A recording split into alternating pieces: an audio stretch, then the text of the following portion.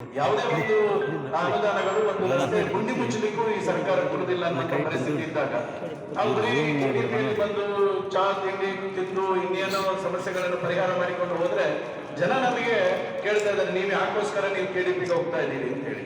ಪ್ರಾಯಶಃ ಇವತ್ತು ಜಿಲ್ಲಾ ಉಸ್ತುವಾರಿ ಸಚಿವರು ನಾವು ನಮ್ಮ ಜಿಲ್ಲೆಯ ಈ ಕರಾವಳಿ ಜಿಲ್ಲೆಗೆ ನೀವು ವಿಧಾನಸಭೆ ಅಧಿವೇಶನಗಳಲ್ಲಿ ಮತ್ತು ರಾಜ್ಯ ಸರ್ಕಾರಕ್ಕೆ ನೀವು ಪ್ರತಿನಿಧಿಸುವುದು. ನೀವು ನಮ್ಮ ಜಿಲ್ಲೆಯ ಅಭಿವೃದ್ಧಿಯ ದೃಷ್ಟಿಯಿಂದ ಏನು ಅಭಿವೃದ್ಧಿಯ ಪೂರಕವಾಗಿರ್ತಕ್ಕಂಥ ಯೋಜನೆಗಳನ್ನು ಮಾಡಿಲ್ಲ. 2 ವರ್ಷದಲ್ಲಿ ಯಾವುದೇ ರೀತಿಯಾಗಿರ್ತಕ್ಕಂಥ ಒಂದು ಯೋಜನೆಗಳನ್ನು ಈ ಜಿಲ್ಲೆಗೆ ತರಲಿಕ್ಕೆ ಸಾಧ್ಯ ಆಗಲಿಲ್ಲ. ಇವತ್ತು ಗ್ರಾಮೀಣ ಪ್ರದೇಶದಲ್ಲಿ 2 ವರ್ಷದಿಂದ ಸುರಿದಿರ್ತಕ್ಕಂಥ ಮಳೆಯಿಂದಾಗಿ ಅಂಗನವಾಡಿಯ ಹಂಚು ಹಾರಿ ಹೋದ್ರೆ ಒಂದು ಅಂಗನವಾಡಿಗೆ ಹಂಚಾಕ್ಲಿಕ್ಕೆ ಸಾಧ್ಯ ಇಲ್ಲ. ಮಕ್ಕಳು ಒದ್ದೆಯಾಗಿ ಇವತ್ತು ಶಿಕ್ಷಣವನ್ನು ಪಡೆಯತಕ್ಕಂಥ ಪರಿಸ್ಥಿತಿ. ಶಾಲೆಗಳಲ್ಲಿ ಹಂಚುಗಳು ಮಾಡುವ ರಿಪೇರಿ ಆಗದೆ ಶಾಲೆಯಲ್ಲಿ ಯಾವುದೋ ಮರದಡಿಯಲ್ಲಿ ಅಥವಾ ಇನ್ಯಾವುದೋ ಕಡೆಗಳಲ್ಲಿ ಶಾಲೆ ನಡೆಸ್ತಕ್ಕಂಥ ಪರಿಸ್ಥಿತಿ. ಪ್ರಾಯಶಃ ಈ ಜಿಲ್ಲೆಯ ಜನ ನಾವೇನು ತಪ್ಪು ಮಾಡಿದ್ದೇವೆ ಅನ್ನುವಂಥದ್ದನ್ನು ಇವತ್ತು ಜಿಲ್ಲೆಯ ಜನ ಕೇಳ್ತಾ ಇದ್ದಾರೆ. ನಮ್ಮ ಜಿಲ್ಲೆಯ ಜನ ಇವತ್ತು ಕಲ್ಯಾಣ ಕರ್ನಾಟಕದ ಹೆಸರಿನಲ್ಲಿ KKRDPಗೆ 1000 ಕೋಟಿ ರೂಪಾಯಿ ಅನುದಾನ ಕೊಟ್ಟು ಅಭಿವೃದ್ಧಿ ಕೆಲಸ ಮಾಡ್ತಾರೆ, ನಾವು ಹೋಗ್ತೇವೆ ಅದನ್ನು. ಆದರೆ ಕರಾವಳಿ ಅಭಿವೃದ್ಧಿ ಪ್ರಾಧಿಕಾರಕ್ಕೆ 2 ವರ್ಷದಲ್ಲಿ 1 ರೂಪಾಯಿ ಅನುದಾನ ಕೊಟ್ಟಿಲ್ಲ ಅಂತ ಹೇಳಿದ್ರೆ ನಾವು ಯಾವ ರಾಜ್ಯದಲ್ಲಿ ಇದ್ದೀವಿ ಅನ್ನುವಂಥದ್ದನ್ನು ಇವತ್ತು ಜನ ಪ್ರಶ್ನೆ ಮಾಡ್ತಾ ಇದ್ದಾರೆ. ಕರಾವಳಿಯ ಜಿಲ್ಲೆಯ ಜನ ನಾವೇನು ತಪ್ಪು ಮಾಡಿದ್ದೇವೆ, ನಮಗೆ ಈ ಮಲತಾಯಿ ಧೋರಣೆಯನ್ನು ಅನುಭವಿಸ್ತಾ ಇದೆ ಈ ಸರ್ಕಾರ, ನಾವೇನು ತಪ್ಪು ಮಾಡಿದ್ದೇವೆ ಅನ್ನುವಂಥದ್ದನ್ನು ಇವತ್ತು ಜನ ಕೇಳ್ತಾ ಇರ್ತಕ್ಕಂಥದ್ದು. ಇವತ್ತು ಧಾರ್ಮಿಕ ಸಂಸ್ಥೆಯನ್ನು ತೆಗೆದುಕೊಂಡ್ರೆ ಒಂದು ಧಾರ್ಮಿಕ ಸಂಸ್ಥೆಯಲ್ಲಿ ಇವತ್ತು ಅಲ್ಲಿಯ ಸದಸ್ಯರುಗಳನ್ನು ನೇಮಕ ಮಾಡದೆ ಅಲ್ಲಿಯ ಧಾರ್ಮಿಕ ವಿಧಿವಿಧಾನವನ್ನು ಸಹ ನಡೆಸಲಿಕ್ಕೆ ನಮ್ಮ ಹತ್ರ ದುಡ್ಡಿಲ್ಲ ಎನ್ನುವಂತ ಸ್ಥಿತಿಯನ್ನು ಇವತ್ತು ನಮ್ಮ ಜಿಲ್ಲೆಯಲ್ಲಿ ಇರ್ತಕ್ಕಂಥ ಅಡ್ಮಿನಿಸ್ಟ್ರೇಟರ್ಗಳು ಹೇಳ್ತಿರ್ತಕ್ಕಂಥ ಪರಿಸ್ಥಿತಿ. ಪ್ರಾಯಶಃ ನಮ್ಮ ಭಾವನೆ ಇಷ್ಟೇ, ನಾವು ಸುಮ್ಮನೆ ಇಲ್ಲಿ ಈ ರಾಜ್ಯದ ಈ ಜಿಲ್ಲೆಯಲ್ಲಿ ನೀವು ಬಂದು KDP ಸಭೆಯನ್ನು ಮಾಡುವುದು, ನಾವೇನೋ ಭ್ರಷ್ಟಾಚಾರವನ್ನು ಕೇಳುವುದು, ಇದನ್ನು ಕಣ್ಣಿಗೆ ಮಣ್ಣರಿಸತಕ್ಕಂಥ ತಂತ್ರವನ್ನು ಮಾಡಬಾರದು. ನಮ್ಮ ಜಿಲ್ಲೆಯ ಅಭಿವೃದ್ಧಿಯ ದೃಷ್ಟಿಯಿಂದ ನೀವು ಜಿಲ್ಲೆಯ ಉಸ್ತುವಾರಿ ಸಚಿವರಾಗಿ ನಮಗೆ ನ್ಯಾಯ ಕೊಡಬೇಕು, ಈ ಜಿಲ್ಲೆಗೆ ನ್ಯಾಯ ಕೊಡಬೇಕು ಅನ್ನೋದು ನಾವು ಈ KDP ಸಭೆಯಲ್ಲಿ ಆಗ್ರಹ ಮಾಡ್ತೇವೆ. ಮಳೆ ನಿಂತ ನಂತರ ನಾವು ಹಲಗೆ ಹಾಕ್ಬೇಕು. ಹಲಗೆ ಹಾಕ್ಲಿಕ್ಕೆ ಇನ್ನೂ ಸಹ ಅನುದಾನ ಬಂದಿದೆ, ಅದರಲ್ಲಿ ಅರ್ಧ ನಿಮ್ಮ ಕಿಂಡಿ ಅಣೆಕಟ್ಟೆಗಳಿಗೆ ಹಲಗೆ ಆಗುದಿಲ್ಲ. ಉಳಿದ ಕಿಂಡಿ ಅಣೆಕಟ್ಟೆಗಳಿಗೆ ಹಲಗೆ ಆಗ್ತದೆ. ಯಾವಾಗ ನಮ್ಮಲ್ಲಿ ನೀರಿನ ದೊಡ್ಡದಾದ ಸಮಸ್ಯೆ ಇದೆ.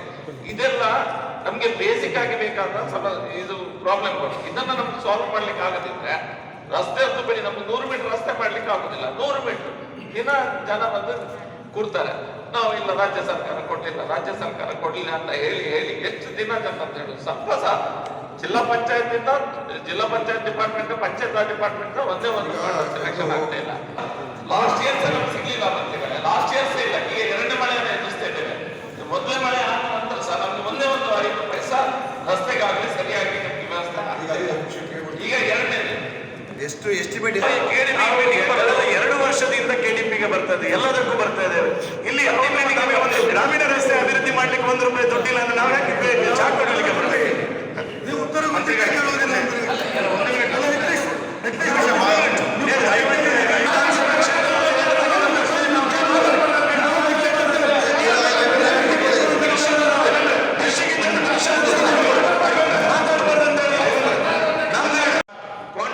ಕಾಮಗಾರಿ ಮಾಡದೆ ಕಾಮಗಾರಿಗಳು ಅಲ್ಲಿ ನಿಂತಿದೆ. ಇದು 1ನೇದು. 2ನೇದು KDFCಯಿಂದ ಒಂದು ಕಾಮಗಾರಿಗಳು ಲೋನ್ ಕಾಂಪೋನೆಂಟ್ ಅಲ್ಲಿ ತೆಗೆದುಕೊಂಡಂತ ಕಾಮಗಾರಿಗಳು, ಜಲಸಿರಿ ಕಾಮಗಾರಿಗಳು ನಡೀತಾ ಇದೆ. ಮಾನ್ಯ ಸಂಸದರ ದಿಶಾ ಮೀಟಿಂಗ್ ನಲ್ಲಿ ಕೂಡ ಇದರ ಬಗ್ಗೆ ಉಲ್ಲೇಖ ಆಯಿತು. ಅಧಿಕಾರಿಗಳು ಒಪ್ಪಿಕೊಂಡ್ರು. ನಂತರ ಕೇಳಿದ್ರೆ ಅವರು ಒಪ್ಪಿಕೊಳ್ಳಲು. ಯಾಕೆ ಅಂತ ಹೇಳಿದ್ರೆ ಮಹಾನಗರ ಪಾಲಿಕೆ ಒಳಗಡೆ 24/7 ಜಲಸಿರಿ ನೀರನ್ನು ಎಲ್ಲ ಮನೆಗಳಿಗೆ ತಲುಪಿಸಬೇಕು ಅಂತ ಹೇಳುವಂತ ಇನ್ಫ್ರಾಸ್ಟ್ರಕ್ಚರ್ ಕಾಮಗಾರಿಗಳು ಆಗ್ತಾ ಇದೆ. ಕಾಮಗಾರಿಗಳು ಪೈಪ್ಲೈನ್ ಆದ ನಂತರ ಆಡಳಿತ ಇರುವಂಥದ್ದು, ನಮ್ಮ ಆಡಳಿತ ಇರುವಂಥದ್ದು ಮಹಾನಗರ ಪಾಲಿಕೆ. 72 ಕೋಟಿ ರೂಪಾಯಿ ಕಾಮಗಾರಿಗಳನ್ನ ರೆಸ್ಟೋರೇಷನ್ ರಿಪೇರಿ ಮಾಡಿ ಪೈಪ್ಲೈನ್ ಹಾಕಿ ಪುನರಪಿ ವ್ಯವಸ್ಥೆಯನ್ನು ಮಾಡಿ ಜನರಿಗೆ ಓಡಾಡಬೇಕು ಅಂತ ಹೇಳುವಂತ ನೀತಿ ಇರುತ್ತಲ್ಲ, ಆ ಜನರಿಗೆ ಡೈವರ್ಟ್ ಮಾಡಿದ ವಿಷಯ ಗೊತ್ತುಂಟ. ಜನರು ಬರ್ತಾರೆ, ಮಹಾನಗರ ಪಾಲಿಕೆ ಸದಸ್ಯರು ಬಂದು ಕೇಳ್ತಾರೆ, ರಸ್ತೆ ಅರ್ಧ ತೆಗೆದುಕೊಂಡು ಹೋದ್ರೆ ಇತಿಹಾಸ ನಿಮ್ಮ ಅಪ್ಪ ಮಾಡ್ತಾರ ಅಂತ ಮಹಾನಗರ ಪಾಲಿಕೆ ಸದಸ್ಯರು ಕೇಳ್ತಾರೆ, ಶಾಸಕರು ಕೇಳ್ತಾರೆ.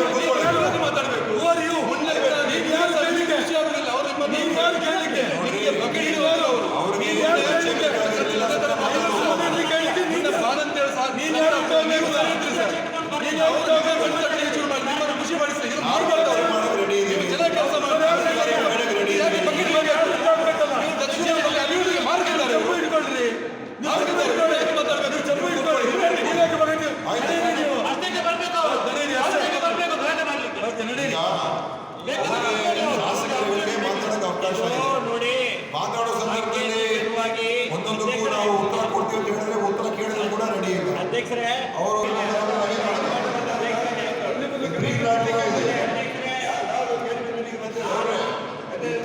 ನಾವು ಉತ್ತರ ಕೊಡೋಕೆ ಅಧಿಕಾರಿಗೆ ಕೇಳಿಕೊಂಡು ಉತ್ತರ ಕೊಡೋಣ. ಈಗ ಮೊನ್ನೆ ಮುಖ್ಯಮಂತ್ರಿಗಳು ಹೇಳಿದ್ದಾರೆ ಎಲ್ಲ ಮಳೆ ಹಾನಿ ಆಗಿರುವಂತಹ ಪ್ರದೇಶಗಳಿಗೆ 2,000 ಕೋಟಿಯನ್ನು ಬಿಡುಗಡೆ ಮಾಡಿದ್ದಾರೆ ಅದು ಹೇಳಿದ್ದಾರೆ. ಮತ್ತು ಅಪೆಂಡಿಕ್ಸ್ ಸಿ ಪಿಡಬ್ಲ್ಯೂ ರಸ್ತೆಗಳಿಗೆ 4,000 ಕೋಟಿಯನ್ನ ಬಿಡುಗಡೆ ಮಾಡೋದಕ್ಕೆ ತೀರ್ಮಾನ ಆಗಿದೆ.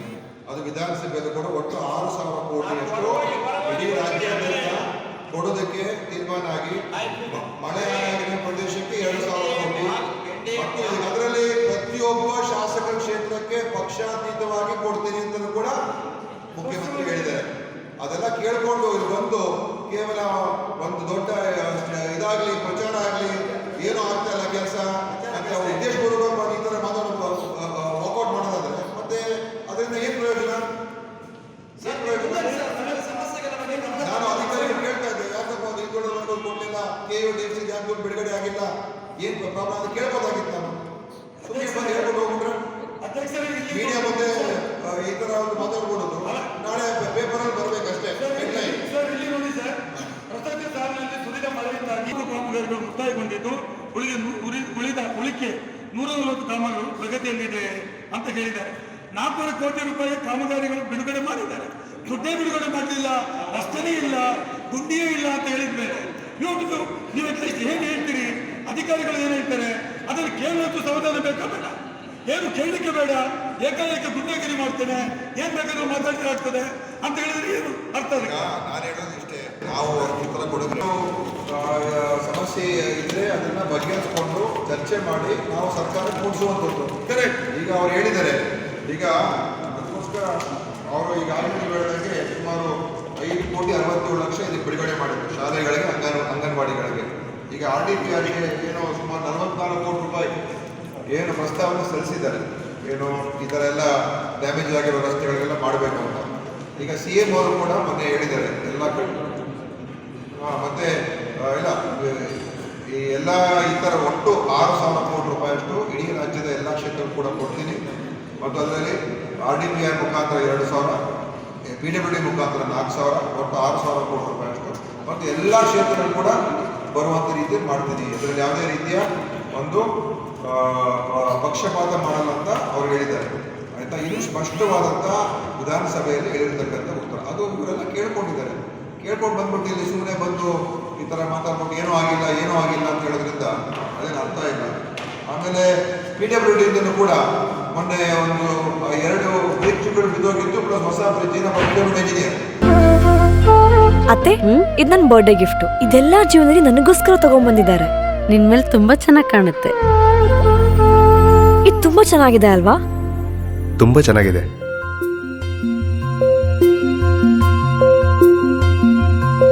It will look really good on you. Amma? Huh? Mother is always son's first love.